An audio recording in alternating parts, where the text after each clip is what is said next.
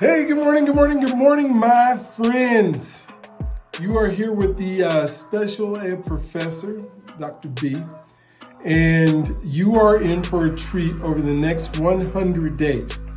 Now, I want you to come with me on this journey because we are going to talk about the 100 words that all adults should know. And so as we're going through these, we want to make sure that you know them. I would say you need to know how to spell them, but that's silly. You don't need to know how to spell them. I'm going to tell you how to spell them. But you do need to know the definition of how to use them, right? So the first word starts with an A. We're going to go all the way through A through Z.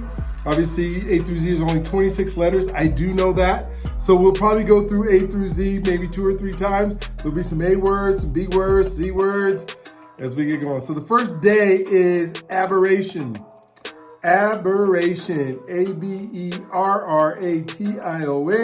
Deviation means deviation from what is the normal or expected. So aberration of what we were saying today is that we're going to do 100 words instead of me just going through and saying, here's some fun words to listen to. So again, the word is aberration, A-B-E-R-R-A-T-I-O-N.